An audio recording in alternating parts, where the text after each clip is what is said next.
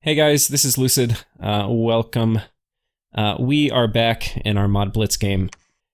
And yeah, after my kind of completely botched throne rush, and really the entire world is just lying in shambles as my entire military has been crushed, as with most other people's. Maybe except for the Bulls. And then with two of the players being kind of close to getting knocked out, I think we decided just to call it, because this was supposed to be a Blitz, and I think we've now been playing it every few weekends for like 3 months. So it's not really a Blitz anymore, and it's only 4 players. We don't really feel the need to grind it out. So I think we're going to call it. What we have done here, though, is I've got all of the 4 players, and I'm going to introduce them, or I'm going to let them introduce themselves. And we're going to have a bit of a roundtable discussion about the game. Talk about the nations, our regrets, and kind of various kind of highs and lows of the game. So I guess if we want to introduce ourselves from top to bottom, and then we'll skip me. So iFlight. All right, I'm iFlight, and I'm playing Centipedes or Karazect, I guess. All right. I guess Sakane. Yeah, I'm Sakane, and I was playing as the Bulls, or actually it's Nos or Knos. Very angry bulls. And then we have TRHMC. Hi, I'm TRHMC. I was playing as you, the feet people, the land without consonants. The land without consonants. I love that. That is actually part of their lore. They're too stupid to invent consonants, so all of the commander names are just a mass of vowels. I never realized that. Oh my god, that's hilarious. It's true. There's nothing more embarrassing than being stumped by a thug named Uau. Oh my god, dude, I think the last video that went live on my channel at the time we're recording this, I think it was the one where we had all your foot memes in it. Oh my god, they're so funny. I just couldn't resist with a nation with a stupid name like you. Okay, so I guess we'll keep this next part kind of quick. I'm gonna go ahead and pull up the national overview for Kesarect, and we don't need to do like a full review, but if you'll just say some of like what you think the really good traits of the nation are, and then what some of you think the shitty parts are. Alrighty, let me get the overview up myself. Remember, Yeah, it's been like 2 weeks, I think, since we played, or 3 weeks probably since we played the last round of the Blitz. alright, it's good. They got some pretty decent cap-only mages. Got a potential Fire 3, Earth 2, or Death 3, so that's always... It's kind of split up a little bit, but that's kind of expensive too, but that's what you got. Yeah, and reanimate. Yeah, it's kind of a... To me, that seems a little expensive of a chassis to have sit in your capital to reanimate over and over again, but... Is that how you got most of your free spawn, is from that slow to recruit Cat Mage? Oh yeah, that's the only way to get them, which is kind of strange since my one priest, the Death Cultist, and he can't reanimate, but he's also maybe too much like Scalaria if they could do it, so... Other than that, they're pretty big on fire, big on death. You got a little bit of earth. You can get earth 3 sometimes, but not a lot. And your troops they're all right. They got high protection. They're slow though, which is kind of annoying. But Right, we were joking about with that many feet, we'd think they'd be a little faster. yeah, they might be. I mean, they're wearing pretty heavy armor, so that's probably why, lore-wise anyway. Yeah, they got crab warriors, but those guys once the rider dies, you don't get those crabs after the battle, so which is kind of they disappear like most of the other Yeah, they're rider kind of type lower units in the protection game. than your other troops, Yeah, even though they're like 10, centipedes so have they good die quick. protection and crabs have good protection, but centipede crab riders don't. Yeah. It's Other kinda than weird. that, they're got a bunch of national spells too. All of them, I think, cost. You need a Death 3 priest, which is hard to get on this nation because that only your cap guys can get Death 3, and you can't.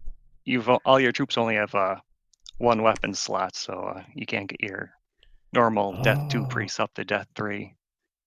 I mean, you get 3 miss slots instead, but kind of makes it difficult to. I think most of your national spells are actually. I think they got a national horde of skeletons, but I think that's actually weaker than regular horde of skeletons in my games I ran tests, and I mean they're just stat wise. I guess stats aren't really important for. Oh, is that the Husk Golem thing? No, that's something different. Oh. They've got basically it's just horde of skeletons, just with centipedes. The Husk Golems are they're all right, but they got death power, and you don't really want to take death. And I think they got basically they got swallowers, and but they got no protection, so they just die to anything unless you get some buffs out on them. But I think that's about it. Okay. Cool. Yeah, it doesn't.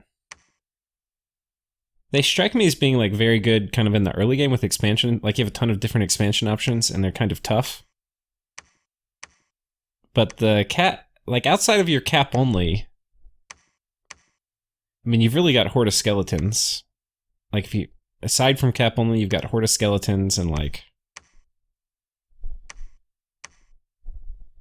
Earth buffs, I guess, and like like Fire 1 is kind of a bad skill, but Yeah, you get hit by the earth, only having earth and depth. I mean, depth's good, but not by itself. Not yeah. really. Earth's kind of. I mean, fire's kind of. Yeah, it seems like it kind of struggles in mid-late game. But anybody else have thoughts on this nation before we move on? We didn't really. I never really encountered them. I never really fought them. So I was just curious, like how they, or maybe a good way to put it would be like, what non-modded nation are they most like? Do they feel most similar to?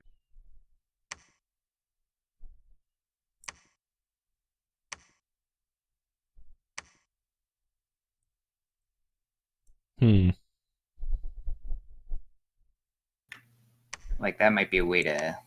Yeah, they're kind of like a heavily armored, slow Zabalba. Without blood.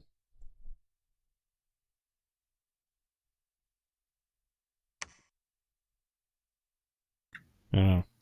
And also, did you like them? Yeah, would you ever play them again in Flight? Yeah, probably. I mean, I think the mod author just came out with the new version since the game's been playing, I think. So maybe they're changed a little, updated a little, so. Oh, cool. Okay. Okay, so let's go on. I think I'm next, so I'll pull up mine, and if y'all want to pull it up too while I'm going through it, it'll probably help if y'all have comments you want to add or ask questions about. So, Triliax, to me, after playing it, they have a few things they're really good at. They're good at sitting at, like, turtling inside their forts, because they have really good forts, and then they have pillars they put in them that give you kind of built-in fort defense. I like the centaur slaves, because they're cheap, though they have kind of shitty morale. which you don't have a great way to deal with, other than kind of forging morale items. And I mean, you can put them on a commander with a little morale bonus, but I don't think I have a lot of taskmasters looking at it. Oh no, we do. We have the aristocrat. So yeah, the aristocrat can lead centaur slaves. Sorry, it's been a while since I played. And I mean, that's kind of good, because it's basically like heavy cav that's kind of at the cost of like a 15 cav unit with recuperation. But they kind of fall off, because centaurs by themselves, especially without berserk, don't hit very hard. I mean, I think the human troop options are kind of okay. They're kind of just like extremely basic, like indie quality. Maybe with the exception of the Cardises who have formation fighter, but even then it's like 9 protection. You do have some awakened tattoo stuff. I never experimented with that, and I guess like maybe the Royal Hoplite, but yeah, I never experimented with any of the awakened tattoo stuff. And then, I mean, obviously the big cool parts about the nation are the trolls and the cyclopses. And when I was first looking at it, all I saw was the Sea King, and that I can get gold and turn it into a 1 gem per turn unit. And I was like, okay, I clearly know how I want to play this nation. But the problem there is you can't really get underwater easily. So you've kind of got to make a plan for how you're going to do that. But like their good mages are really expensive. So they've got a bunch of shitty mages who are kind of cheap, but they're not terribly useful in combat, except for some like very basic buffing. And then their good human mages are really expensive. So I don't know, I tried to play it around the strengths, like just crank out a bunch of Sea Kings. Anybody have thoughts about... I think I was at war with everybody at one point, except maybe you. Yeah, I love the Sea Kings aspect of it. That seems like it's a... Unless you're playing... I mean, honestly, even if you're playing against another underwater nation, that's pretty strong. Yeah, they're really good thug super combatants underwater, because they have 20% regen underwater. Or 25, sorry. And they're not shabby on land, too. Yeah, that's like almost 25 regen a turn or something crazy.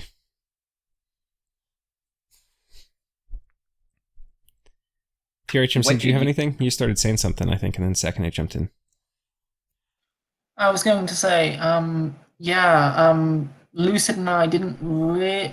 I don't know if we were ever actually at war at any point in the game, but we certainly had a few skirmishes. Yeah, I think that's right. I think everybody else was hogging all the foot wars. Did you end up recruiting that super expensive cat mage, like on cooldown, basically? Oh, the Basilius? Yeah. Yeah, I never used them in combat. There's certain national spells that only they can cast. And so I would, like, to do the Sea Troll, or the Sea Kings, you have to make pillars underwater, as I figured out after, like, trying for, like, 5 turns and failing. And I think those are the only guys that can make the pillars, so you have to get them and put, like, underwater gear and send them underwater to your underwater fort, and then do a pillar there, and then you can get Sea Trolls. So getting Sea Trolls is a little bit of a little obstacle course, which I didn't really understand what the obstacle course was when I started. So mostly my guys are, and then they expire, right? So your pillars underwater, they only last for a year, and then you have to cast it again and use more gems. So yeah, but I probably had 4 or 5 of them, and they were all running around, usually just refreshing pillars.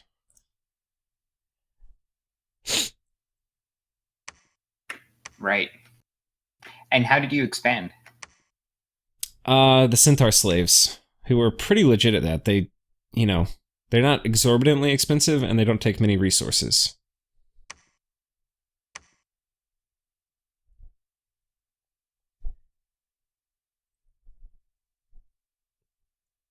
But Cool.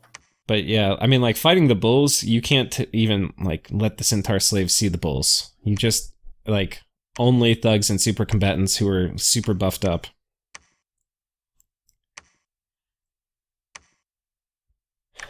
Yeah. Speaking of bulls, Yeah, let's pull up the bulls. so Nos is it's sort of a Greek mythology inspired nation. When I first took it, I actually felt like I wasn't. We did a random draft basically for these nations, and I was the least excited because they seemed to me to be the closest to sort of vanilla. There wasn't anything too crazy, you know, especially considering we were considering another nation, right? The one that's all monolith. Oh yeah, that would have been so funny. I think I threw that one in the pot. I practiced on it a little. So, you know, compared to that, this is a pretty average nation. But it turns out bulls are pretty strong. So this is a blood nation. The mages are a little expensive. And you have sort of 3 tiers and 2 different kinds of mages. You have the nature mages and the blood ones. And you can get nature air or nature earth. And I think maybe nature fire. And then blood, you can also get blood earth, blood fire. And so that's pretty good because it covers a lot of pretty much all the buffs you might need. Maybe air is harder to get there's no natural way to get high air, but you're a blood nation, so you could maybe empower one of the air mages and then communion them or something like that. I ended up getting crystal sorceresses, so I was fine on that front. The recruitable troops, the regular human troops are okay. The archer is of note because for early age, he has a composite bow, which is the best bow in early age. But often in mod games, you're not necessarily only playing against other early age nations, so that's less relevant. But the sacreds, so there's a recruitable sacred, which is the bull warrior, which is a pretty decent sacred. I mean, it's a size 2 guy, but he packs quite a punch, and he's Berserker 4. He's a bit expensive to recruit, given that you'll not be taking great scales because you want a good bless. So those are the bull warriors. And then the actual bulls themselves, there are 2 kinds, the white ones and the black ones. The white ones you summon with nature mages, and all your mages are priests too. So each mage can make 1 white bull a turn and cost 2 nature gems. And the black ones have slightly better stats. And those you can also only recruit 1 per mage per turn, and they cost 5 blood slaves.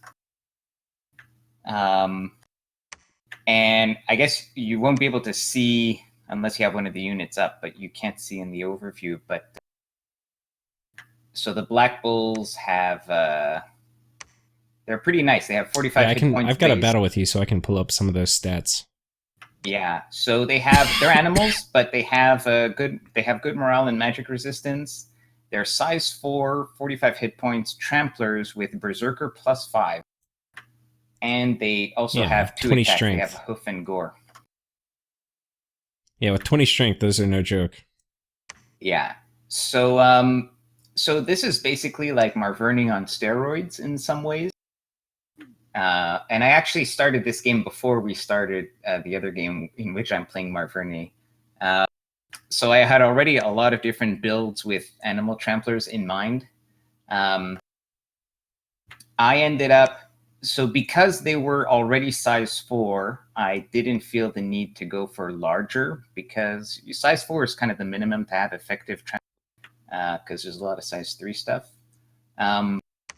The other thing is there are a couple of nation-specific pretenders that this nation gets, and there are 2 in particular that are very good.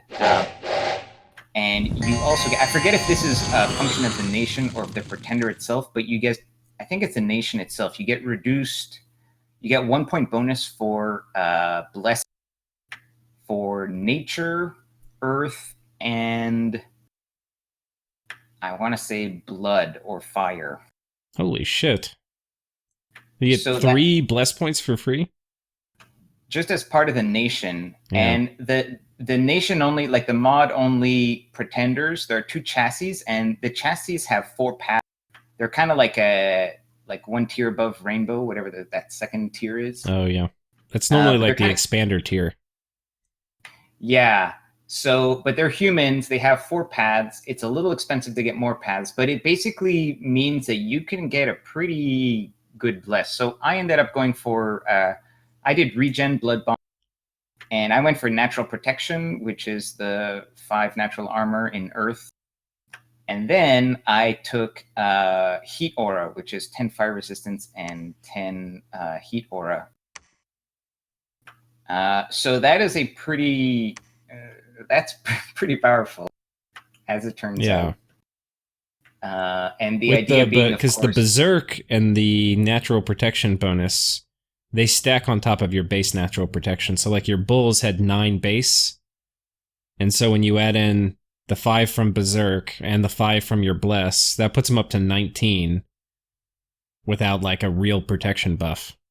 Yeah, and we still haven't buffed them exactly.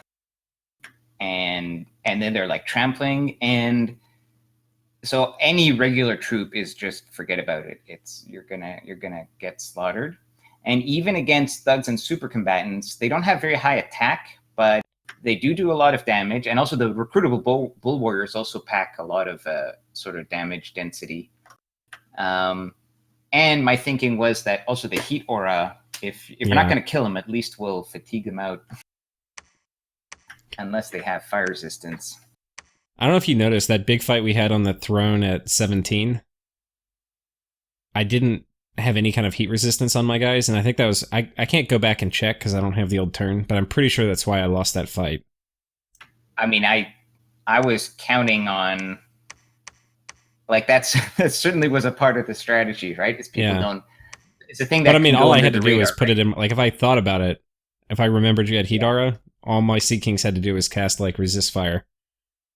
Does that give 5 or 10?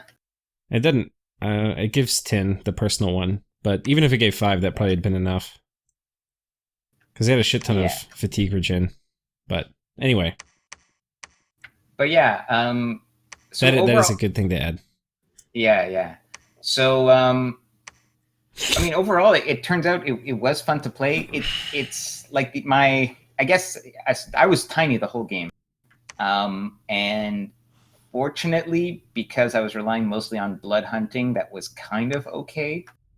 But economically, this nation is really tough to play. Also, there are mechanics in terms of your recruitable sacreds where they'll eat your population, and also all the blood mages do that. Not the little blood mages, but the higher tier ones. So to really play this optimally, you have to do a lot of micro and moving your guys around. As soon as they're recruited in the capital, you got to get them out of there. Yeah. So that's a bit of a pain to do. And to be honest, during the game, like I ran out, like the provinces I was blood hunting, like got to below 5,000 pop. Like I have 2 provinces that I just had to move the.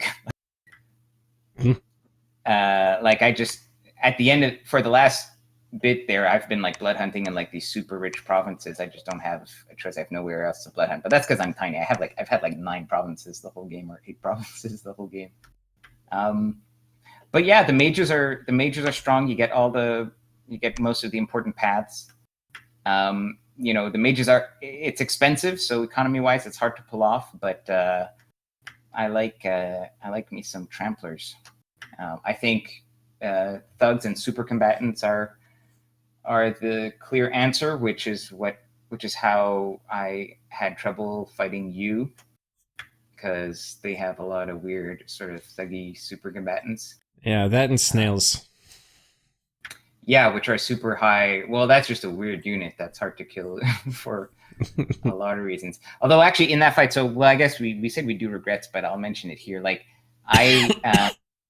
so I ended up, what happened in a few fights is I did mass protection. and that takes away 5 fire resistance. And that was enough for my guy's own heat auras to like self-fatigue. Oh. And so in that epic fight that I had versus you, that was a big reason why we ended up both losing everything, but I think I lost the fight mostly. So I ended up self-fatiguing there. So I shouldn't cast, but to me, the better solution might be like, maybe I would take off the natural protection and put like fire and shock resistance to get like extra fire resistance, and then you could cast mass protection. No, I don't think so. The way the buffs work is, here, let me pull it up on my screen before I start talking about it.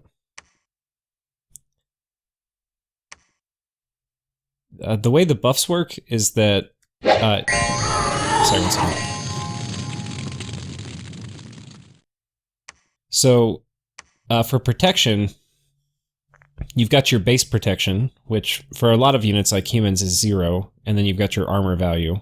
But like for your bulls, they start off with 9 base protection. So anything that adds directly to base protection is going to stack with it. So like another example is like Middle-Aged Agartha. So Middle-Aged Agartha, all their statues start off with 20 base protection. So if you got natural protection, like that, what you got for your bless for them, it would bump it up to what, 25.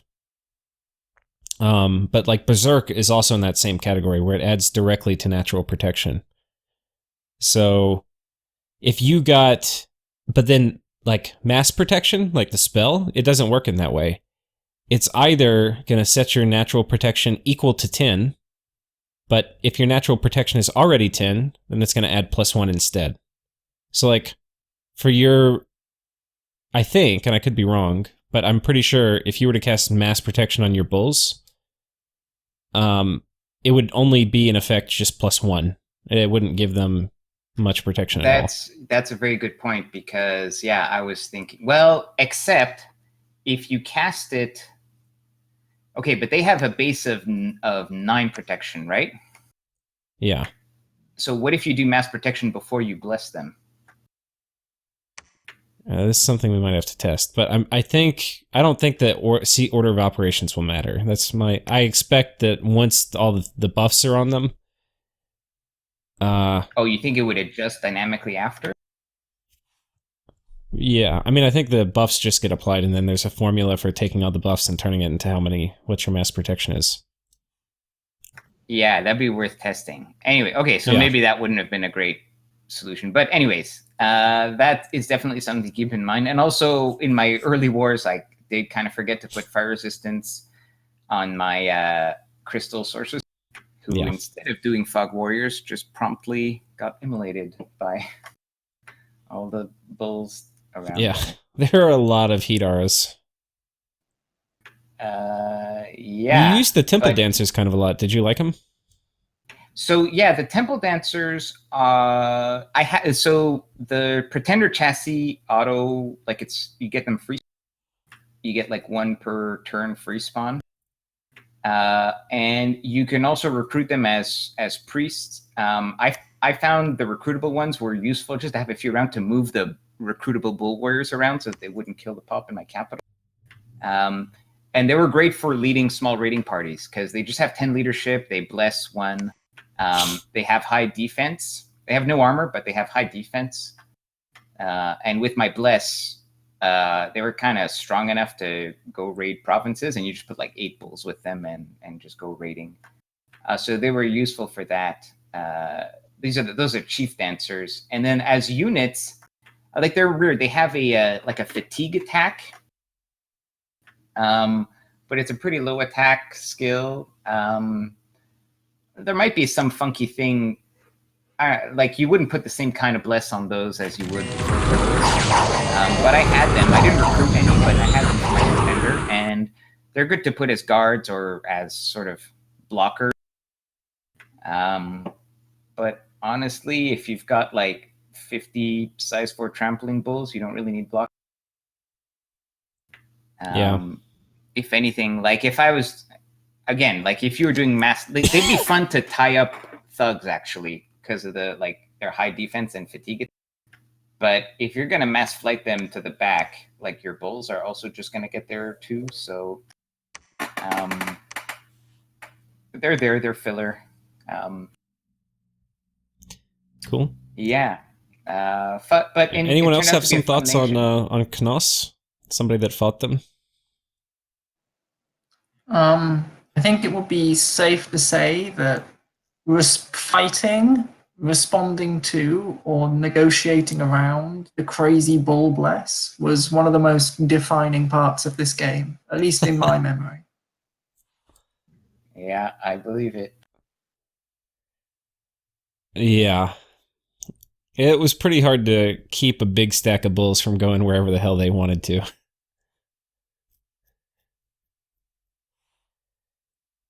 And actually, we're sort of ending the game now because we feel like currently probably the state of the game is that I have the strongest military with my bulls, but economically I'm pretty small. Whereas I guess Lucid is much bigger and has a much stronger economy, but his military is pretty depleted. Yeah. What's your income? What's everybody's income right now? Oh, this is going to be... I think I should go last, since mine's probably the highest. I didn't hear the rest of what you said, TRMHC. What's your income? 458 gold. Woo! Wow, Nice. I felt bad. I'm at 700 even. Okay. Nice. I have a whopping 861. I thought you would have more. I guess it's the blood hunting kind of catching up with you.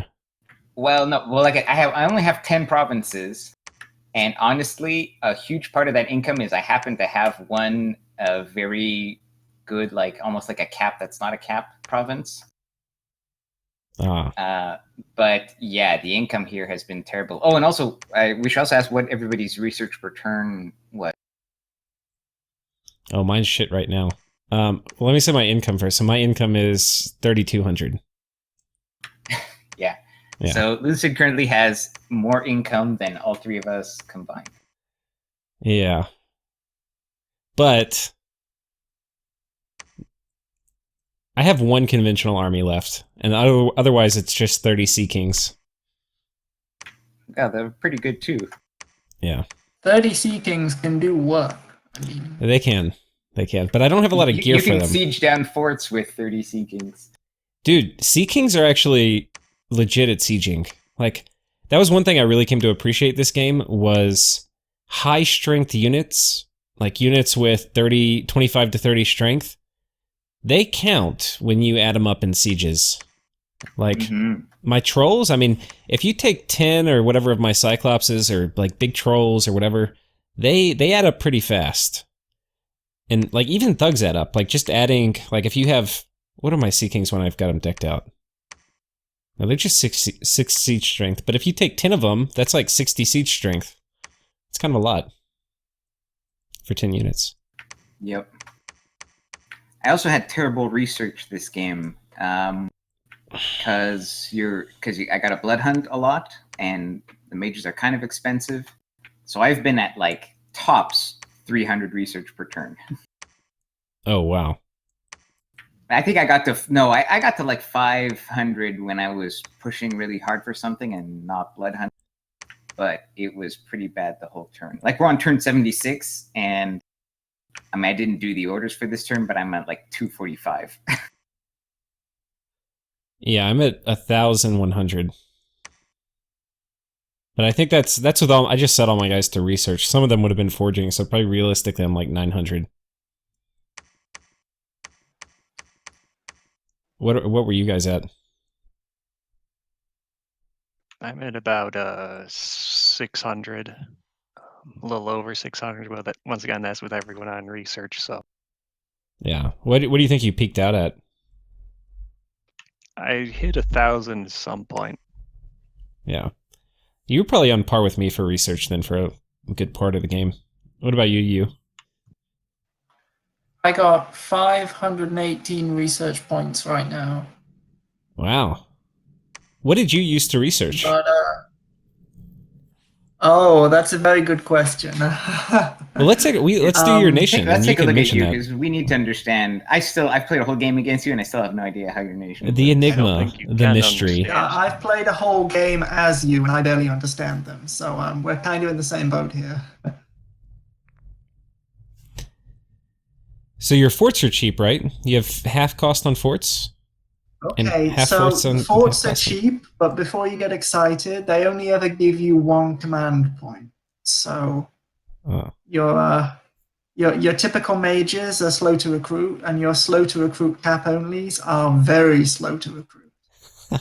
um, I'm not sure even where to start with describing you. I guess I'll go with the troops first, since that's the most obvious thing when you look at the nation.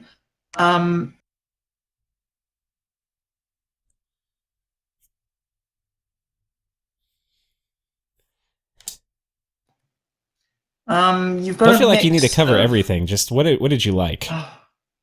Yikes.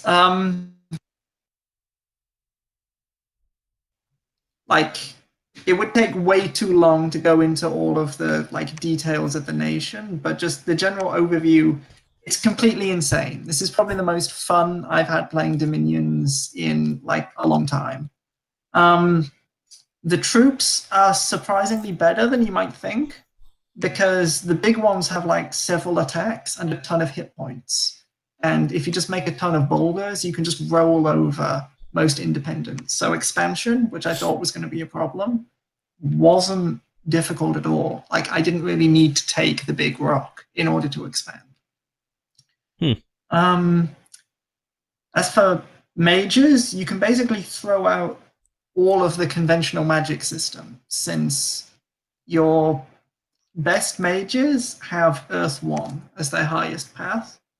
That's your capital only slow to recruit, very slow to recruit mage.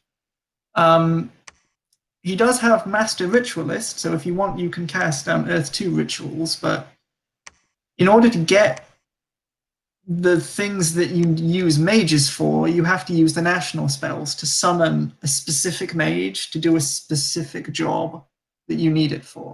So, at level 4, you get in each path, apart from blood and construction, you get a series of national spells which summons one of the hyper sages, and so one of them just casts Strength of Giants in battle. That's what he does. That's the only thing he does. No magic other than that. That's all he does. Another comes with a fire elemental. That's what he does in battle, and then just sits there for the rest of the battle. Another is really good at sight searching in earth magic, and one other non-blood path. But he can't do anything else. He has horrible forge bonus malices, horrible ritualist malices. So if you try and use that high magic path for anything other than sight searching, it just isn't going to work. And if you take Does him it into still a work battle, in combat? in combat, he just randomly casts nonsense spells. So it's designed so that you can only use him for sight searching. So you have theoretically really good sight searching in all of the paths, but you don't have mages that can use any of the gems. So I'm not entirely sure what that's all about. I was converting all of the gems into earth gems, because this So is you were one turning thing. water gems into astral and then astral into earth?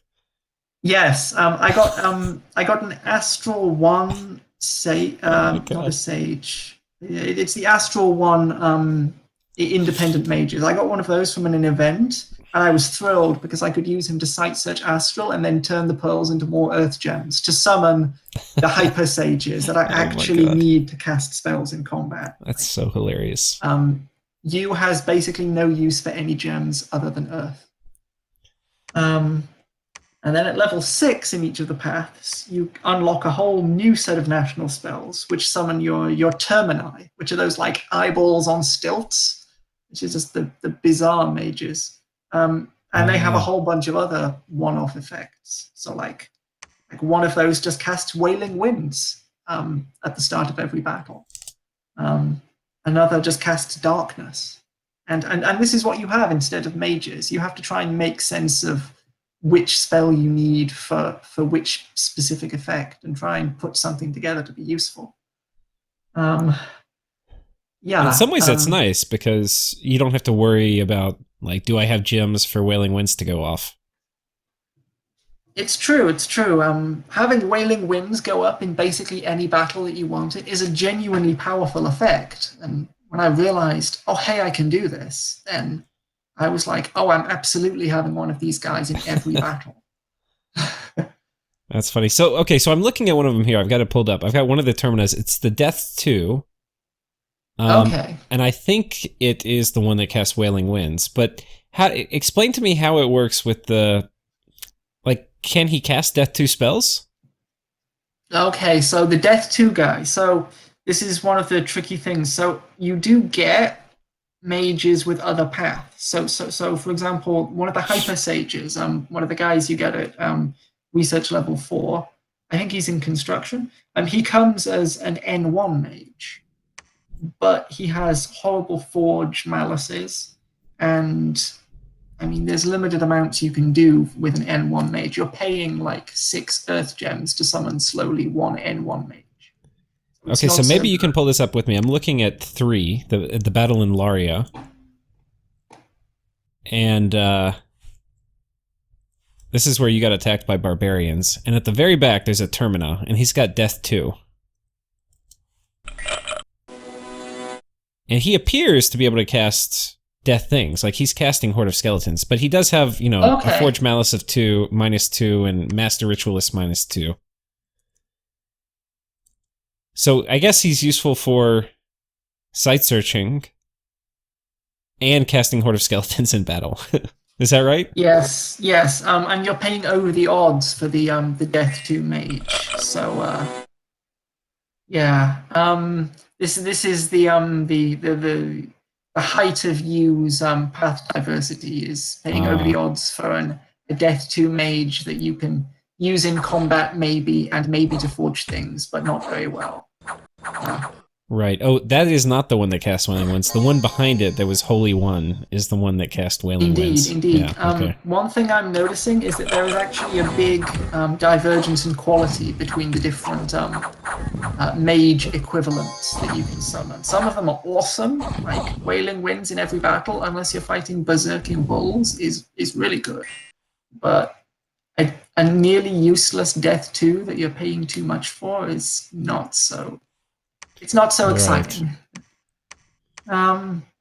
So yeah, that's the mages. So you need Earth Gems as you, because your national spells pretty much all cost Earth, and if you want mages, you need Earth Gems. So that's the they need Earth Gems the same way that M.A. Ermore needs Death Gems. Is the way to think about it, I guess.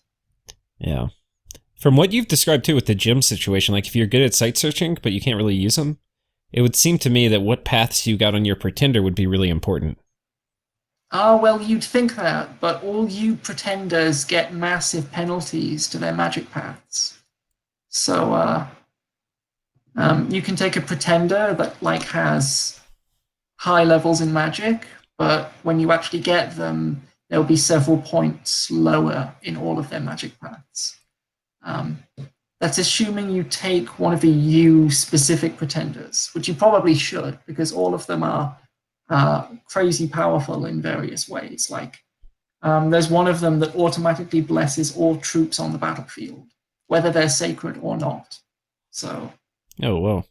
Yeah. And one strategy, if we're talking about regrets, I kind of regret not taking him and picking, say, something like a Blood Vengeance Bless, and just filling the battlefield with writhing limbs and just, well, I'm sure you can probably kill all of them, but... Oh my god, that's hilarious. But yeah, I thought I needed a way of reliably being able to expand, so I took an Awake Expander, and the best one that you has is the Smiling Rock. I think the real strat there was to take Death Explosion. plus fire resistance. Yeah. Oh my god. I can't imagine how crazy that could get.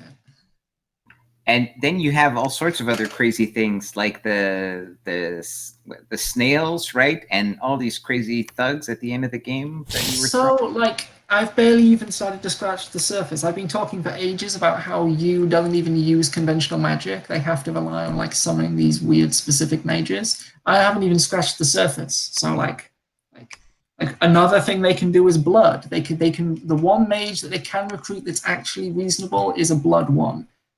He causes unrest and he eats your population, but he's a blood one mage, and sometimes, like 20% of the time, he also has earth. So you can do blood if you want to, and you probably really should. That's like the one magic path you have that's actually conventional.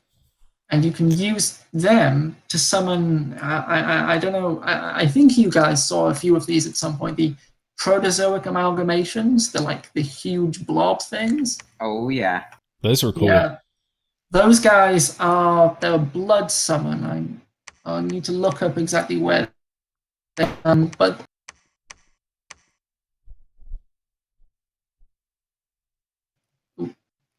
any of your blood mages who have the earth random can summon one of those for like 50 blood slaves.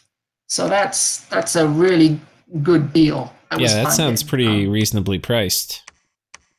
I saw some of those kind of super thugs, and they were like incredible. The stats on them were unbelievable. They were incredibly strong. And really, the only weaknesses that I saw is that a lot of them had a lot of.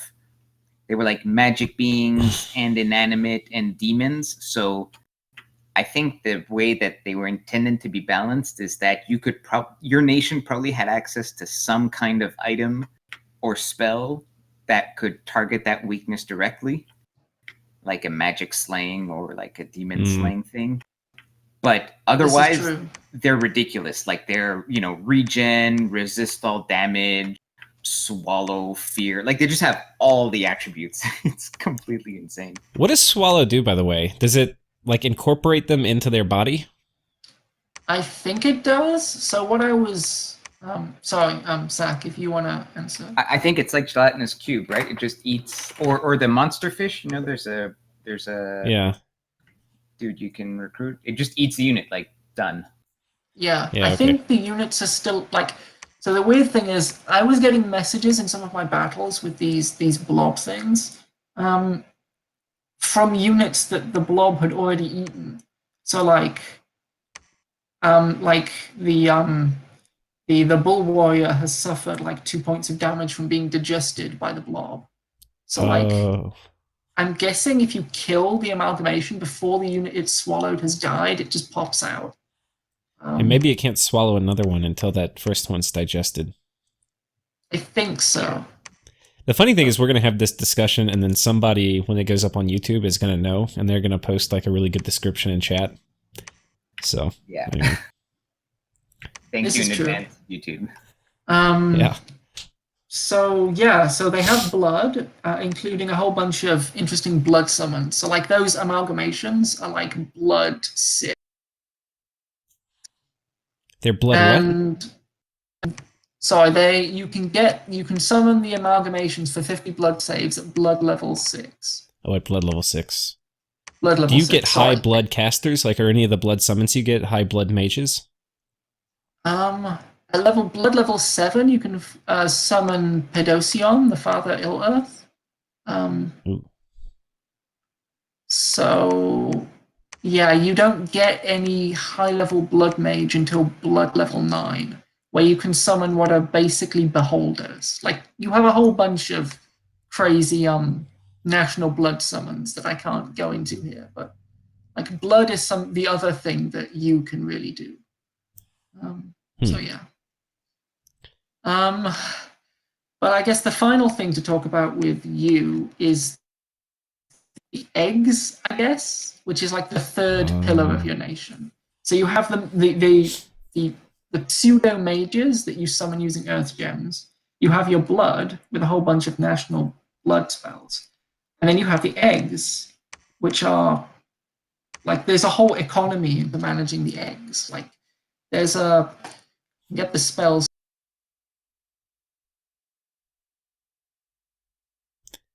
What do the thinking protozoans do? Sorry to switch topics really fast. They look like a big fat Buddha head. Oh yeah, this is where your research comes from. So because your forts can't produce mages in any kind of reasonable time frame, and the mages have terrible research anyway, that I guess the capital onlys have like a decent amount of research, but you're spending 4 turns getting them. So if you want to research as you, obviously it's a nation of body parts. Like you have arms and legs, so you have disembodied heads who do the research for you. How do you get them? There's a national spell, which is Earth and Earth 1, Holy 1, which your recruit anywhere, Earth 1, Holy 1 mages can cast. Oh, okay. So again, you're paying Earth gems for your researchers as well. My research was quite bad in the early game until I realized, oh, you have to summon the researchers. Yeah, that probably goes on the regret list. Yeah. I came into this with very little knowledge of how the Nation of You worked, and yeah, but I guess I should thank Lucid and the rest of you guys for agreeing to take me at such short notice. Actually, I was just gonna say, not only you came on short notice and you got saddled with this nation. So we were like, okay, here, pick up this nation. We're starting tomorrow. No, it was an hour. You had an hour. Yeah, Something it was an hour. We gave him an hour, guys. We said, hey, here's an hour. Please design a pretender and figure out how you're going to do expansion and join this game. And I look at all of the units and I'm like, okay, there's not that much here. It's pretty crazy, the units, but wait, where are the mages? And then I look into the national spells and I'm like, oh my. Oh my god. But yeah. But I interrupted you on the angel eggs. Sorry, it was a really fun experience being just thrown in at the deep end like this. So yeah, the angel eggs. There's a level 0 conjuration spell for 100 earth gems that summons you an angel egg. And what they do is they sit there spreading magic scales. And they're immobile. And they sit there for a couple of turns until they become ripe. And they're like red and glowing at this point. And at this point, if you leave them, next turn they will die. They will hatch, as it were. And if you don't do something with them, then the hatching is basically wasted. And they need to be in a province with a lab in order to make use of them. And there's a few things you can do. So first of all, they have 300 research points. So this is the other way you can do your research if you want to. Use basically angel eggs. But of course, they only get to research for that one turn. But if you need the research, you can use them for that. There's a whole, other than that, there's a whole set of national spells that you have. They're syzygies, which can only be cast by a ripe angel egg that do a whole bunch of crazy effects. There's a few of them in each of the magic paths, and at level 9 in each path, you unlock a whole set more, including some crazy powerful ones. So a few of them, you just a general idea of what you can do with an angel egg. You can turn them into a big army of blemmies. You can teleport them on top of, let's say, an enemy army. You can teleport them into another province, and they'll appear in any battles in that province. But of course, they'll die by the end of the turn. But for that battle, the angel egg will auto cast Astral Tempest. And if killed, will die in some massive fiery explosion. So if you have an enemy army, you want to go away, you can cast this spell and teleport basically a nuke on top of them. Are they tough? Like hard to kill? They are not hard to kill, no. They have they don't have that many hit points, but they do have damage reversal. So yeah, they're quite vulnerable. If you want to use them in a battle like this, I would suggest, say, putting a screen of mindless, writhing limbs between the enemy army and your angel egg, and just try and wear the enemy out with Astral Tempest. That was my first go-to for trying to kill one of Sakine's big bull armies. But didn't work so well because the bulls just seem to regenerate the damage. So yeah, that's one thing you can do with an angel egg. There's a lot more. Like at level 9 research, you unlock the ability to nuke 10% of the global population and cause mass insanity around the world. That's something you can do with an angel egg. You can also turn the angel egg into a ton of gems or blood slaves. That's at level 9. So at level 9 research, you get all kinds of crazy abilities with them. But even at lower levels, you can do some cool things. Like there was one ability that I wanted to experiment with, where every scale in every province in the map is set to maximum, apart from temperature. You can also do the opposite and set all scales to the minimum using an angel egg. Of course, they'll naturally start to drift away from that over the next few turns. But so yeah, there's all kinds of crazy things you can do with angel eggs. But the cool thing about the economy with the angel egg is that the most important spell is probably the Syzygy of Origination, which preserves the angel egg that casts it and gives you another angel egg. But that angel egg, that angel egg appears in like a random province that you own, not necessarily one that has a lab. And you begin to see the problem, like the angel egg needs to be in a lab when it ripens in order to get anything out of it. And so you need to find a way of getting the angel egg from the random province it spawns in to a lab province. And the way you do that is there's another Syzygy that turns an angel egg into an item that only angel eggs can use. And then you have to give that item to the angel egg, and then the angel egg can teleport to a province with a lab in time so that when it ripens, you can actually get something out of it. So like angel eggs are really expensive to summon your first one. It's like 100 Earth Gem investment, and you need those Earth Gems. But once you get the ball rolling, you can just, in the late game, in a longer game that's not a blitz, can just end up amassing huge numbers of these eggs. And so it's like each angel egg you have to wait for it to mature, then you could double it, and then they would both go back to being dormant. And then they would both after go back like to being dormant. 8 or something, how long does it take for it to like mature? I didn't time it, but I think so. The way the lore was phrased suggested it had something to do with like the alignment of the seasons. So I'm guessing it's like 4 or 5 turns. Oh wow! So potentially every 6 turns you could double the amount of angel eggs you have. This is true, yeah. But then if you're having to shuffle items out and move them around, it might be longer. But it's not so straightforward. So the item that allows them to teleport at will to any lab. So getting that item consumes an angel egg.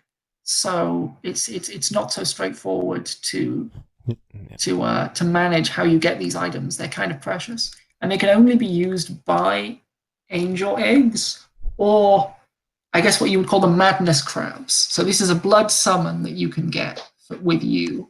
It's quite a low level one. I think it's only blood level 4. I think, Lucid, you encountered some of them. They're basically assassins that cause insanity in the province that they're in. Yeah, I'm pretty familiar with those guys. Yeah, I didn't realize they caused insanity until I noticed half my mage core was looking at the stars or calling R'lyeh. Yeah, we were at peace, and I noticed some strange things happening in Triliax. Well, if in truth I was already in negotiation with the bulls at this point, because I could see you were probably going for a throne rush. Yeah. No, I didn't put up too much of a fight because I was going for a throne rush. That's fair. So yeah, you need to have some of those hanging around. You don't really want them in your provinces because they eat your population and they cause insanity. But you need some of them around because once you've multiplied your angel eggs, the new one is going to pop up in one random province. And you want to have one of these madness crabs delivering the item to be able to get the angel egg to a lab where it can be useful. So, that's hilarious. yeah, there's a whole second economy going on with the logistics of managing these eggs, but they can be pretty powerful if used properly. So yeah, that's basically like the three major pillars of you, I guess. The mages that you summon with earth gems, the blood, and the eggs. Yeah.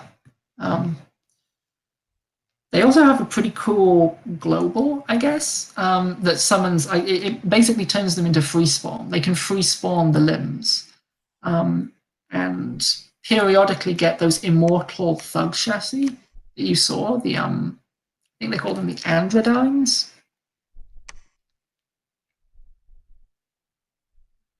Yeah, I'm not sure if I have any on my screen right now, but Yeah, I think there was one in the big battle in defense of my capital. I gave him the Carmine Cleaver and had him chopping up bulls. It was one of I basically threw everything I had at that battle. oh no, I because see. knew It's if I the lost- Autokinos.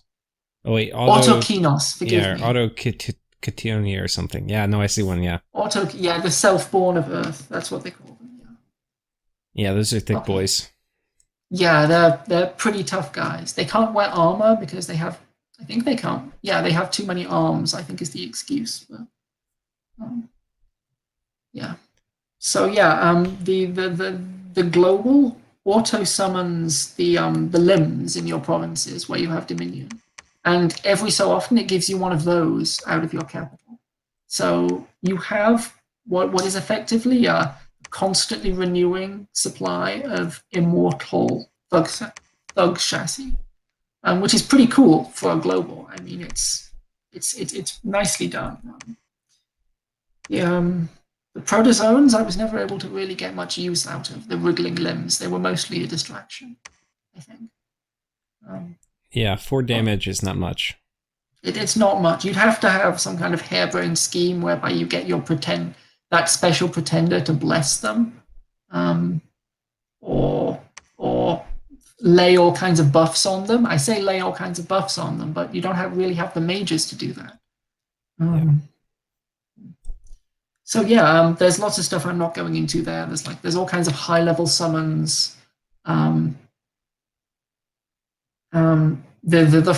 Each of the 4 special pretenders that you comes with has its own special effects. There's like the more you scratch the surface with you, the deeper you can go into the insanity, and the more crazy stuff you end up finding. So yeah, that's basically what I think of the nation.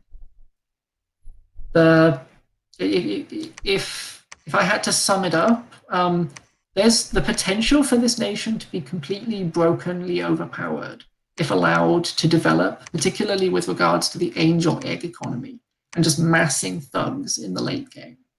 But actually trying to do in the mid game, actually trying to do reasonable magic against your neighbors is really difficult because you can't really tell what mages you're getting, and well, maybe that's just my problem, because I didn't really know how to get mages that could cast spells or specific spells. I didn't know what spells my mages were casting a lot of the time. But even if you are experienced with the nation and you know exactly how to get mages to cast the spells you need, then you're still paying over the odds for them. And there's only so many earth gems you can get. So I think the magic is interesting and can be powerful, but it's kind of, I felt like it was kind of hard to come up with a solution on the fly to a problem. Because you needed to have the earth gems to summon the specific mage you needed. Yeah, but the troops are pretty good. There's a national version of Earthblood Diplo too, if I recall, isn't there? Is there? If there is, then I would absolutely like to find it. Maybe there wasn't. I was pretty sure there was. I think it was in Blood.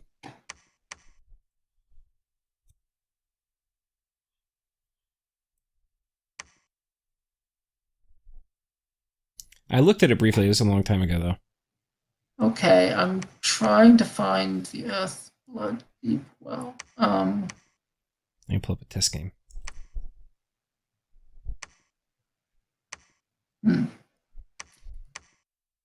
See, I don't think if I'd have seen that, like, I can't see it anywhere in Use National Spells, but like I was strongly considering trying to push for the actual Earthblood diplo because this nation just needs Earth gems. Yeah, I'm looking it up right now. Let me see if I got you pulled up.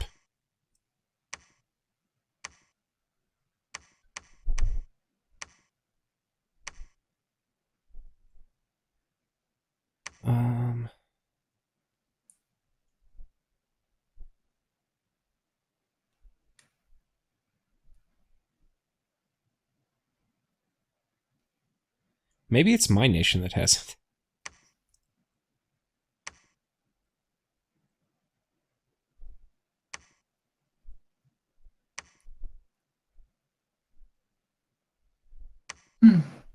Yeah, maybe it's not there. I'm flipping through it right now. I don't really see it. I think maybe it's mine.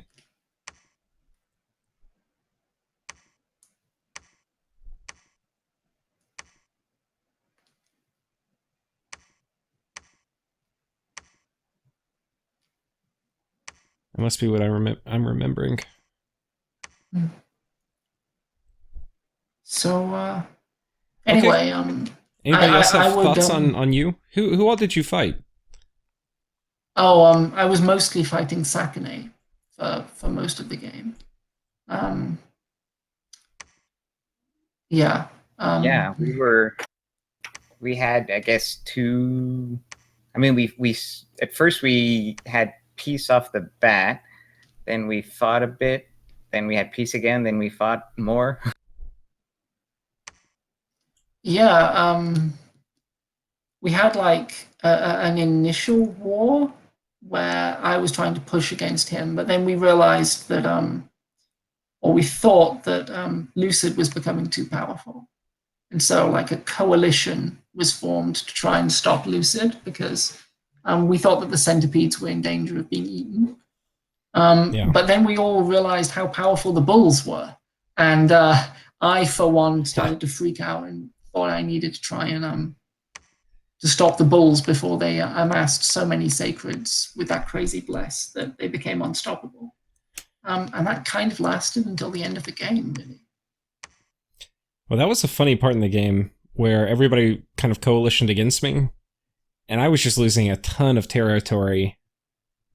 And then I had like I had some thugs I'd kind of kitted out that could deal with armies if they got overzealous. And like particularly for the bulls. And so I had like a couple good fights against the bulls, and then like I was really small, but I still had all my forts. I didn't lose any forts. And then by that time, it was like clear that Sakane was actually way scarier, and so then like the alliance structure all shifted. Yeah, the thing is, after we fought back, like we were just worried about the Throners because it looked like you were taking over the centipedes, so we were just worried about the victory. But I also feel, I guess, in the ebb and flow of all the wars, like I never got beyond like 10, 11 provinces. Like, you know, maybe at some turns when I was raiding you or you, I had maybe 15. Even when you guys were afraid that I was getting... most of you conquered at one point. Like at one point you had 57, didn't you? Let me find 57. That was the throne, or did you skip it and just go straight for you? Yeah, no. Well, so that's always kind of been our border, even from the early game, between like I had 1 and he had 57. So there was definitely a back and forth going on there. It exchanged hands a few times so that was one front. But then the other main front is 63 is mine, and it's a very rich province. And then everything southeast of there was you. And so although you was never able to push north into there, when I was fighting him, I was able to raid and push south, and I raided a lot of his territory down there. But then you was able to come, because it's a small map, so it wraps around. So north of my throne at 17 is also you, and so he was able to raid from the north with the snails and thugs. So we were kind of pushing at each other on some fronts, but then the other person would get pushed from the back. So there was never really a net gain in provinces for anybody. Yeah, you had a really interesting geographic position too. I'm just noticing that now, actually, because he had like this peninsula where he was protected on the mountains from, like, we had a huge mountain border with me, and then he's basically on a peninsula surrounded by lakes with maybe a big border kind of toward the north, but that's his only like big border. Yeah, and kinda also, and all his borders, like to his south and my north, where we touch there. And also through the lakes into the throne on 57, that was also a border with me to the north. So I guess that also kind of simplified diplomacy, because most of it was, how are we going to deal with the bulls?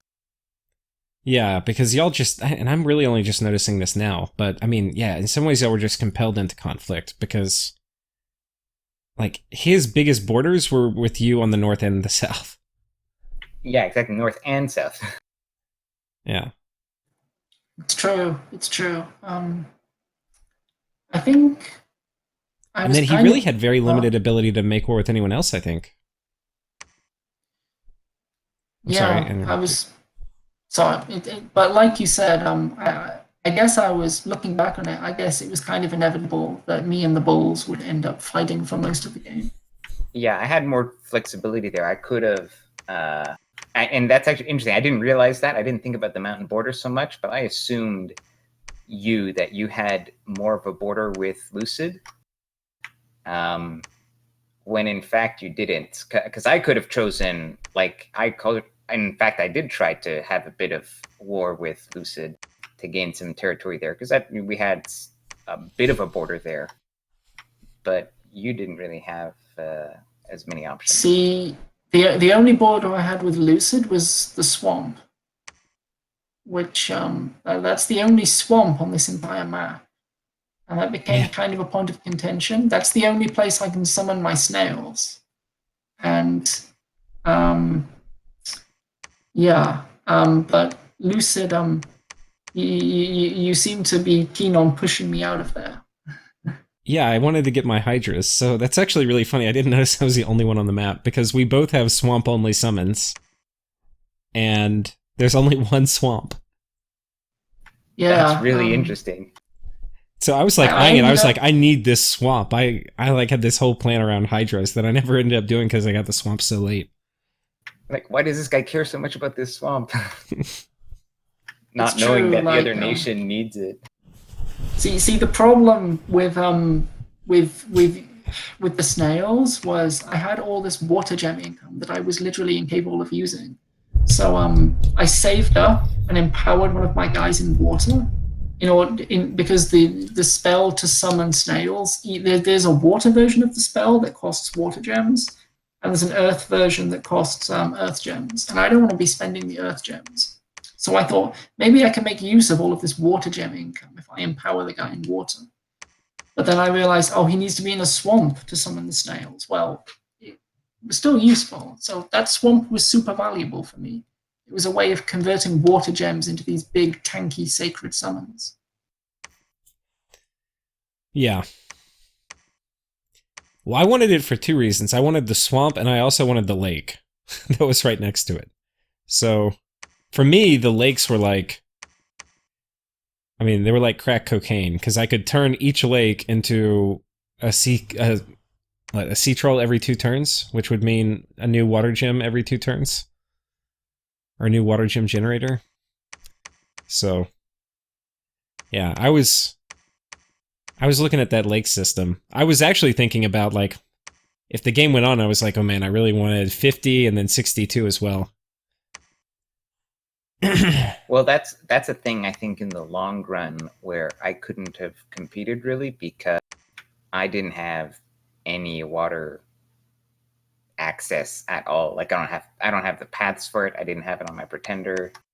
And you're very strong underwater, so I'm really not sure how I could have, given the geography of the map, it would have been pretty easy for you to, from your secure underwater base, yeah, to raid up onto land. I mean, honestly, if I had forts in every single water province, which was kind of my goal, I think I could like give up almost all my land forts, even kind of my cap, and not even really care.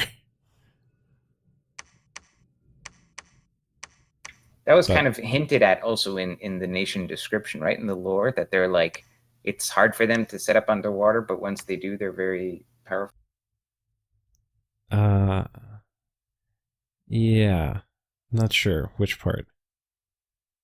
I just thought I just vaguely remember reading that when I was reading over the nation.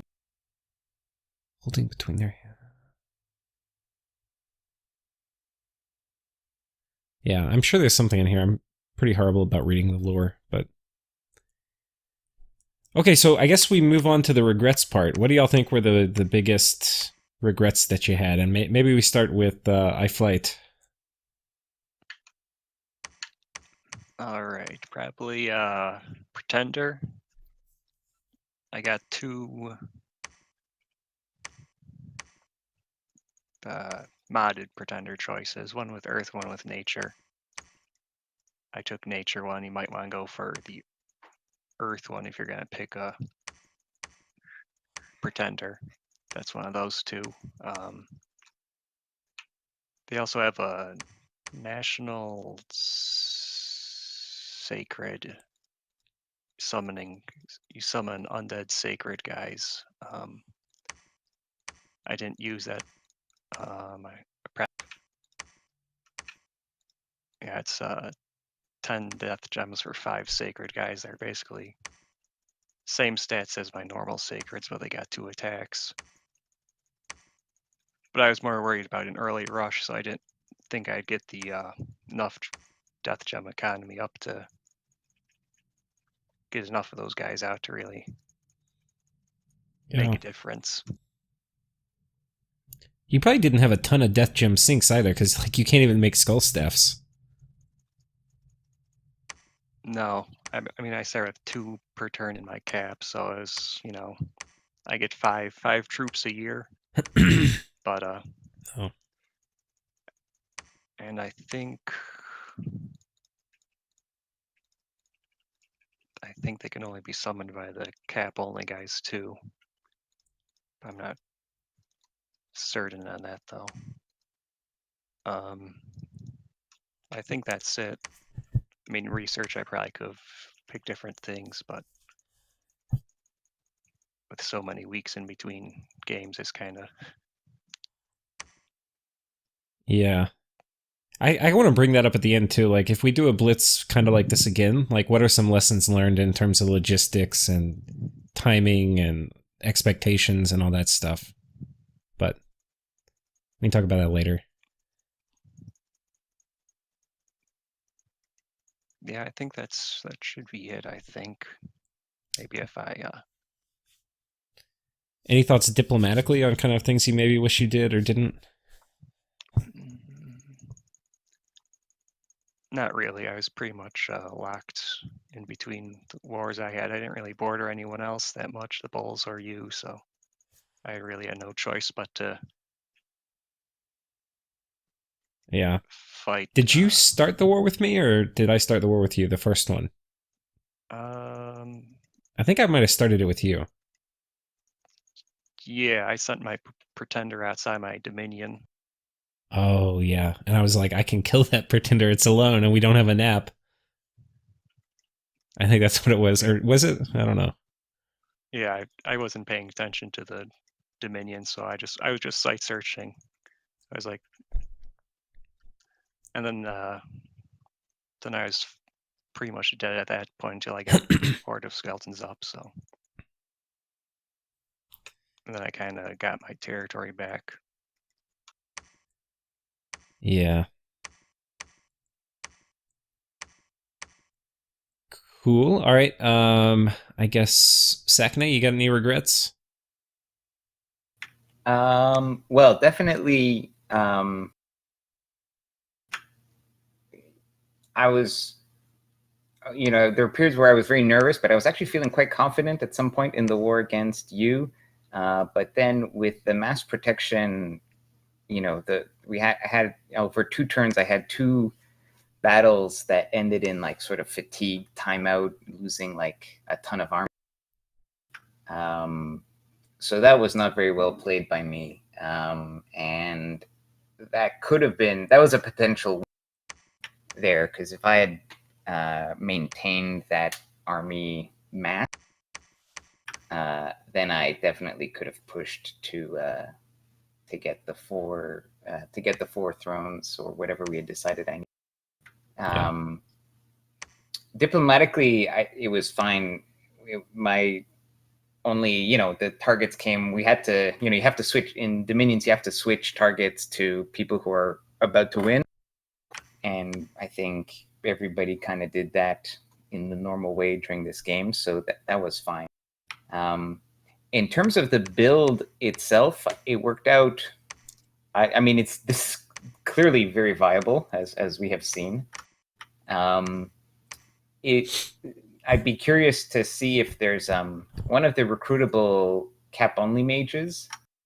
The problem is they're still only size 2, but they feel like they could be pretty, because they're blood, and some of them can have blood earth, and they're berserker. I don't know. I feel like you could have some decent, like, cheap thugs. They're not that cheap, but I don't know. I feel like maybe the commanders. Yeah, I could have made better use of the commanders. Of course, in a blitz, you don't have a lot of time to do elaborate scripting, and of course, it's blood, so there were communions, so that was a bit of a pain. But I think with proper use of magic, they could be even more powerful. Then the nation also has sailing, by the way, which wasn't super relevant in this game, but that could also be, like, there's some, like, raiding mechanics built into the nation that were not really relevant here, but I mean, you had a lot of forts. I mean, a lot of lakes around you, so you could have sailed.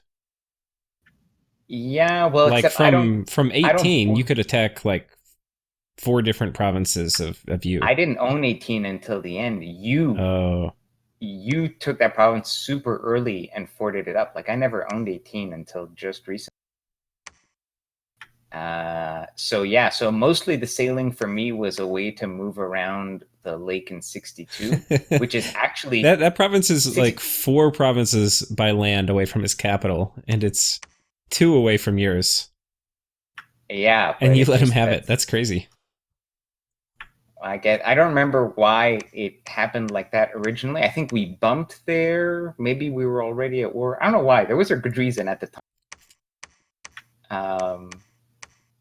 And I forget what it was. Also, it's hard. I don't actually remember now how I expanded. I probably did it with sacreds, but they're only size 2 sacred, so even with regeneration, it's not always perfect. But yeah, I mean, there's a lot of trample builds, that you can try. So this was one version. I liked it a lot. It was successful. But there's a lot of different ways you can do it. Like, I could do some in a bigger game. I could see myself doing something like what I'm doing in Black Swan with the Blood Vengeance and Resists. Except that these guys have even more hit points, but also they can just kill you. So that's like 3 different ways you die by trying to fight them, right? They trample you, they actually just attack you, or you kill yourself by trying to beat them. So yeah, they're kind of like trampling ocelotls. Yeah, kind of. They're not quite as bad, but yeah. It was a good game. Although, to be honest, like, it was fun, but maybe well, we didn't have a choice, but I would rather have tried a different nation, like something more, like, I feel like if you're going to play modded, like, go all the way, right? Do something like you or the monoliths or what, just something completely insane. Yeah. This was fun, but it felt like sort of OP Marverny. Yeah, I mean, I think both of my nation too was kind of human themed too. Like, my nation wasn't like crazy. Yours also has that kind of feel to it. But still, I think it played crazy. Like, once you got the Sea Kings, especially. Yeah, I guess that's the thing. Like, this nation doesn't have like a really unique and new mechanic. It's just like better than average sacred summons. on a Yeah. Blood Nation. They're very good, but it doesn't feel super different. And then you're fighting, like, that's the thing. Like, so yes, this nation is like a stronger version than a vanilla nation, but then you're fighting you, which has like, whatever, Wailing Winds in every battle, or like Triliax, which has like 15 Sea Kings just because. So it kind of feels like it's not that you're not as strong as they are, but you're kind of not fighting like on the same playing field. Like a different game, even though in terms of actual strength, like they are in some weird ways balanced, but it would have been more exciting to have like some really cool and different mechanics to play with. But anyways, it was still good times. Nothing like trampling all those poor little centaur slaves. Yeah. Okay, TRHMC, you want to go next? Any regrets that you haven't talked about? Sure. Regrets. Well, knowing what I know now about how the nation works, I regret like a lot of my opening moves. I should have gotten more researchers faster. I should have gotten to grips with how this nation worked a little faster. That would have been helpful. But in terms of strategic decisions, I guess trying to find some way of combating the bulls faster. I think like there was a good portion when Sakane was heavily winning his second war with me, where I was essentially flailing around trying to come up with any kind of solution I could to the crazy bull bless. And the response, as you saw in like the battle at my capital, was just to throw everything I had at the bulls and hope something worked. And I think I mostly got lucky there. And then I got lucky again when my hero managed to fatigue out and glitch the whole army into dying. So yeah, that's one regret. Diplomatically, I think I pretty much agree with Sakane's assessment of the diplomatic situation. I think we all made fairly rational decisions, switching alliances in order to target whoever was in the lead. But yeah, as for the pretender, I would probably not pick an Awake Expander in future with you. I guess because I only had like limited time to design the pretender, I thought I wanted to go with something I knew would be useful. Given that a blitz, I expected the game to be relatively short. I thought getting an early game advantage would be a good idea. And I didn't have time to test how my troops expanded. So I thought, well, at least the rock can expand. But as it happens, I think he's probably one of the weaker pretenders available to you. There's all kinds of crazy stuff out there. Like one thing I could have tried, which I would like to do certainly in any future games as you, is to pick the world egg pretender, which is basically like an angel egg but a pretender, who comes with an angel egg at the start, so you don't have to pay for your first one. And he has like Thaumaturgy 3, I think he can cast what is basically a wish spell. It costs 100 pearls, but that could be crazy. Like, yeah, and that gives you something. If you can't use any of your other gems, you can alchemize them into pearls, but not have to alchemize your pearls into earth. Exactly.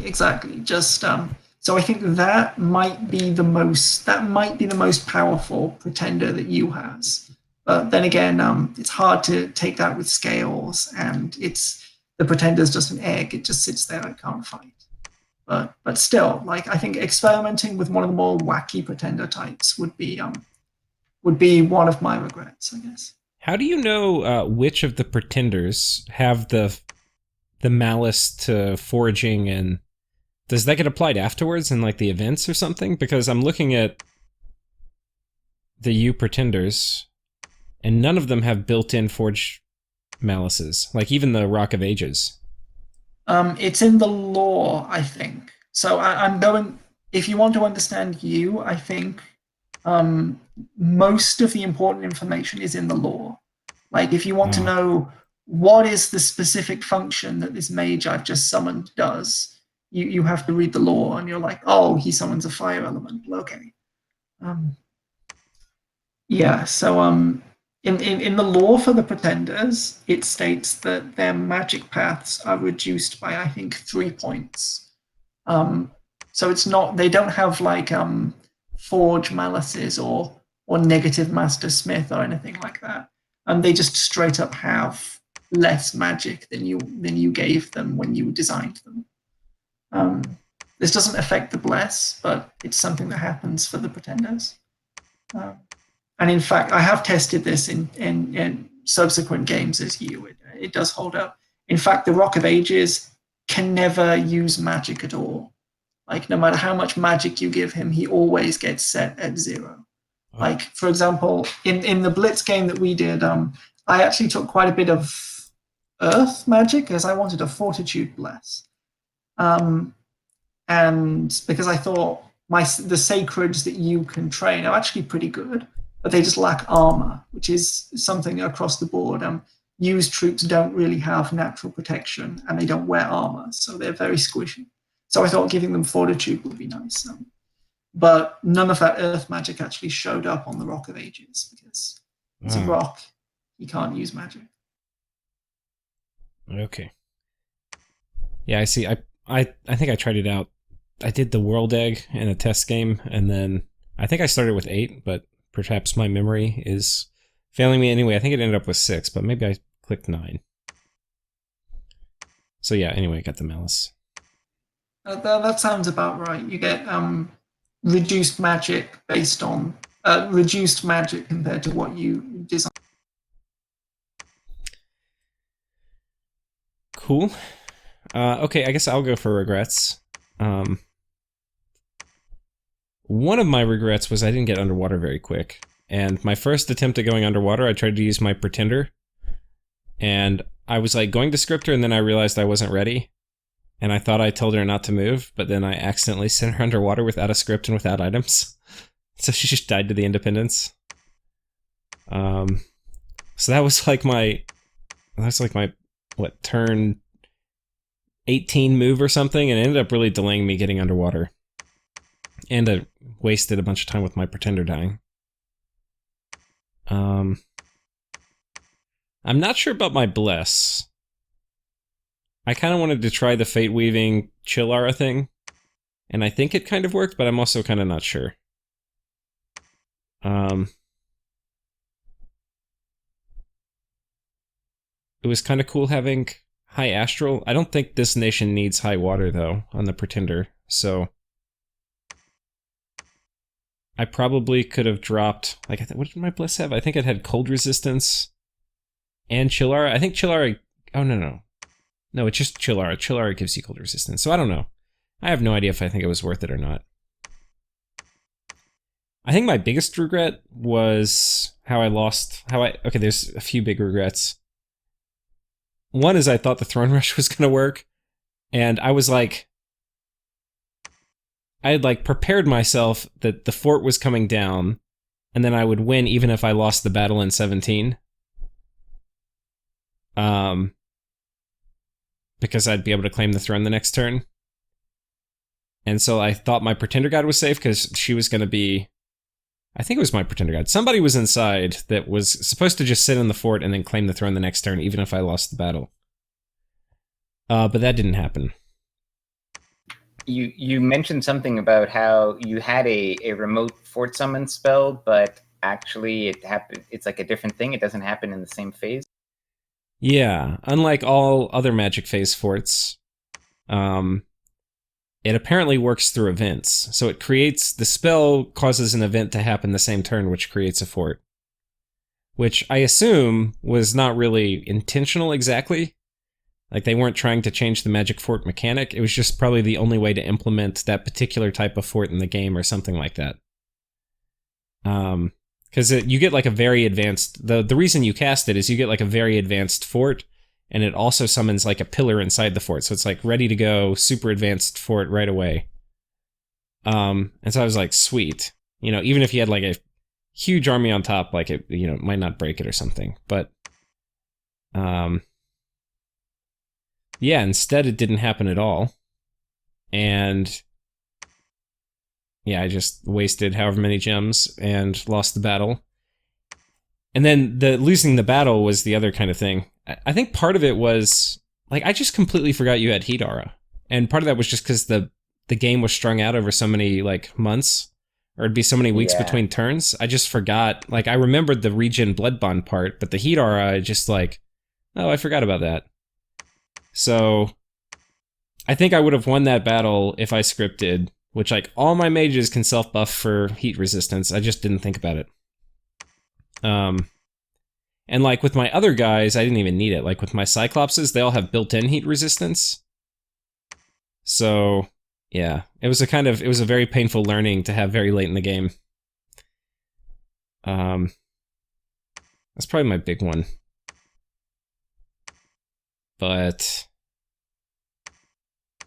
yeah, I don't know. I think it was a fun. I mean, I think it's a fun nation. I don't think it's really balanced at all for multi. I mean, I guess a lot of the Aether Nomad nations, which is like U is made by Aether Nomad, and then so is Triliax. A lot of them have some pretty unbalanced mechanic in it, where you get some kind of like infinite income as the game goes on. So like for you, they have the eggs. You know, for me, I have the Sea Kings. So I don't think they're definitely not balanced to vanilla. And I think in that way they're like stronger than Kezarect. You know, because like the bulls are really strong because they've got blood and spammable blood summon. So I think they're balanced, like they're on the same tier. But I think like Kezarect, they don't really have some like infinite scaling economy like the other ones of us have.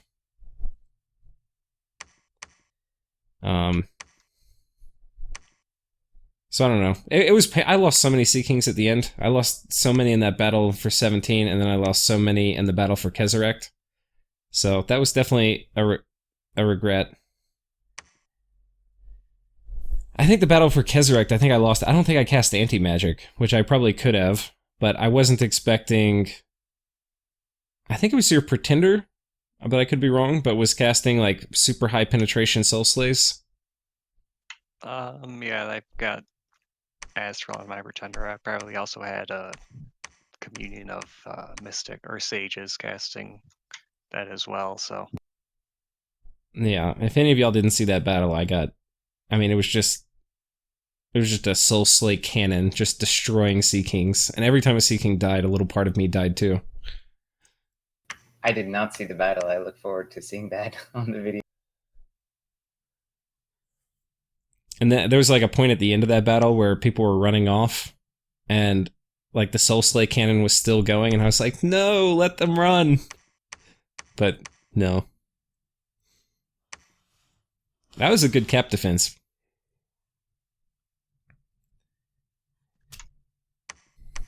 Not as good as Calum in the other game. Oh my God.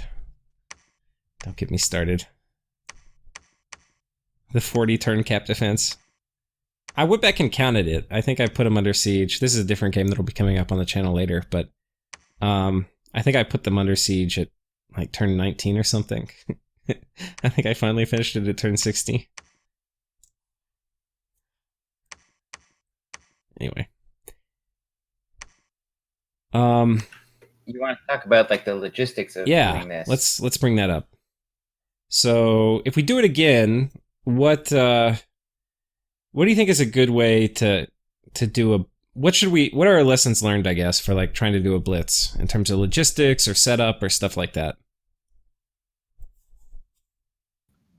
I have some thoughts. I actually think maybe Mod Nations is not very good for a blitz. Because I think part of the fun of the Mod Nations is taking your time and exploring and getting and understanding the nation and discovering things. So, you know, it was kind of okay for me because the nation was pretty vanilla. But like, I can't imagine like playing you, or even, you know, you, Lucid, trying to figure out like the sequence of events, successfully go underwater. That's really hard to do sort of in real time.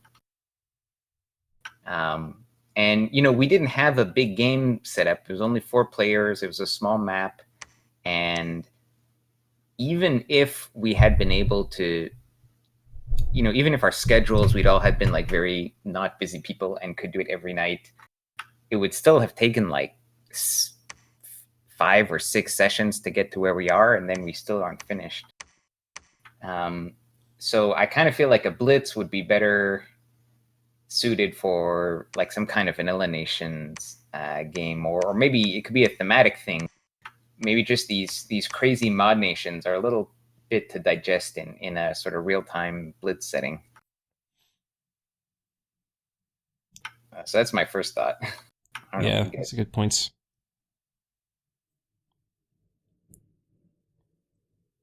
Yeah, maybe the throne settings were... I think 3 would have been the right number of thrones for this map, too. That would have been pretty contentious, and I think it would have forced...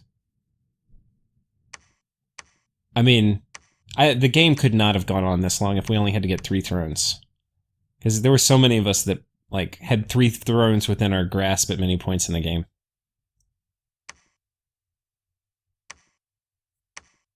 Yeah, probably.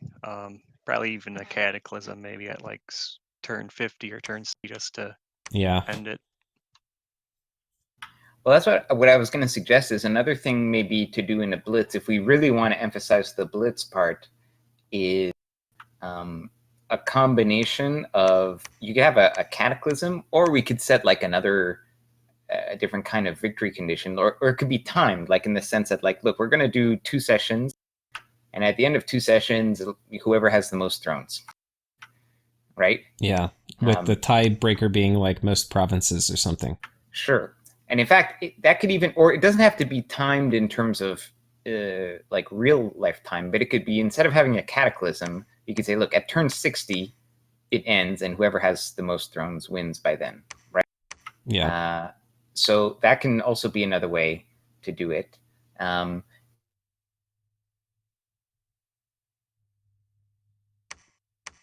Yeah, what about scheduling?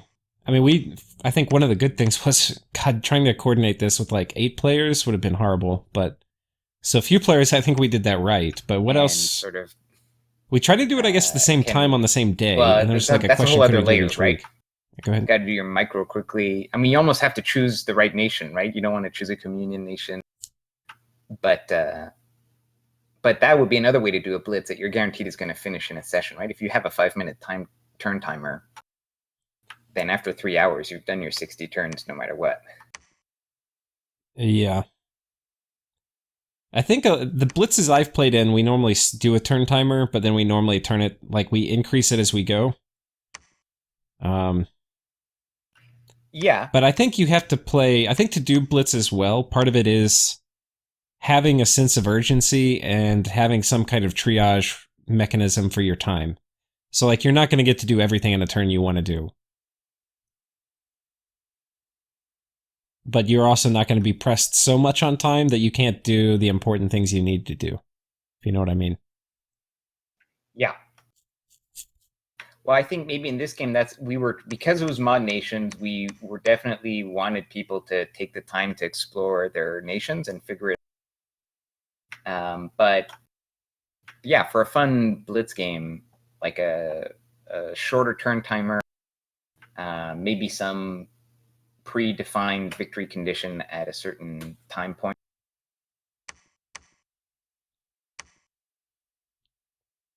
If, like, TRHMC, y'all have any thoughts on kind of the setup, or what would have made the logistics better, or kind of what to do next time?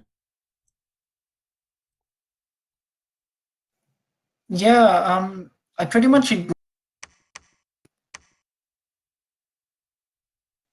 Yeah, I pretty much agree with what Zach said. I think something like having less thrones, or a pre-agreed upon idea about when the game is going to end, rather than just going in and kind of expecting that because there aren't many of us, things will be over soon, because we all seem to be pretty smart players who were ganging up on whoever it was that was leading in order to prevent someone from ending things quickly. So yeah, but I will say, despite that, I think the experience of having some kind of crazy long pseudo blitz like this is certainly something I'm not going to forget. You know, you just made me think of something, Terry Jim C. You said like fewer thrones, but one interesting game setup could be only one throne. But I don't know how you turn off victory by thrones, and you do only one throne, but then we have a fixed turn timer like 60, and it's King of the Hill. It's whoever controls the throne at turn 60 wins. Yeah, that would be funny. Because then but you're if going to you don't have start next to it or near it, you'd probably be at a pretty big disadvantage. Well, you'd have to choose an appropriate map for it. Like it'd have to be some kind of you'd have to design the map for it, right? Like a small. This would be like for 3 or 4 players, right? Somewhat symmetrical. You put the throne in the. Yeah, the map would have to be pretty symmetrical in order to make this balanced, I guess. Yeah, But yeah, but there are maps like that. Like you know you'd have to have the right map design. But that's almost honestly that's almost something that it's almost balanced enough. Like if you had a map like that. That could actually be like almost like a regular, like not competitive thing, but you know what? Yeah, I don't know if Dominions would actually support it, because I don't think you can set the victory points equal to 0. Oh, you can turn off turn victory, you're saying? Yeah, exactly. You turn off throne victories, right? So you just have one. With map design, you make sure the throne is equally distant from the starting positions. So, you know, with a bit of map design, you could have a fairly balanced map. I don't know. I'm just speculating here, but that feels because I feel like Assassin Cancer would be just terrible on that map. Like you pick Pangea or something, and then you get like if you ever have the throne, you just put like 40 Dryads in there. Then everybody else just wants to die. I mean, right, but because it's King of the Hill, then people are going to team up on you. I don't know. I feel like it doesn't matter if you have 40 Dryads in a throne. Like you're never going to lose it. But yeah, no, I hear you. Yeah. That would be fun. We should try it. You just have to make sure the map has got wraparound or something so everyone can, even if it's in the middle, if someone's cut off from the lead, they'll just be sitting there doing nothing, waiting to... Well, but that I guess that would be part of it too, is you have to plan your wars to end up bordering it at the end, right? At the beginning, everybody has to have the same shot at getting to the throne, but if you box somebody else, that's part of the strategy, right?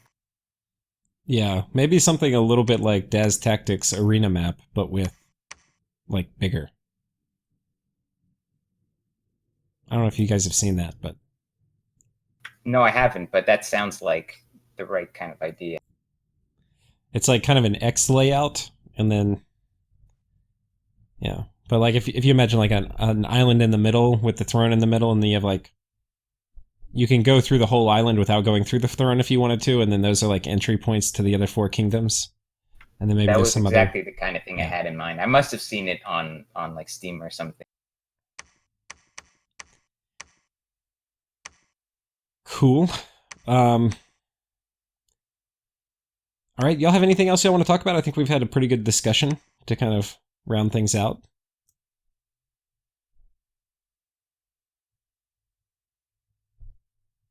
No, well, I'll just go and say it was fun, even though it took us a long time to finish it. Definitely enjoyable. I hadn't played modded before, so it was good to. Yeah, I had a ton of fun too. Thank you all for playing with me. It's always fun to play mod games and NatGen. Yeah, I guess I should just thank you guys for letting me join in, and thanks to Lucid for organizing the game. Yeah, all right. Well, Yeah, thanks absolutely. a ton. Thanks as always. And thank you everybody for watching, and I hope y'all enjoyed it. And yeah, take care everyone.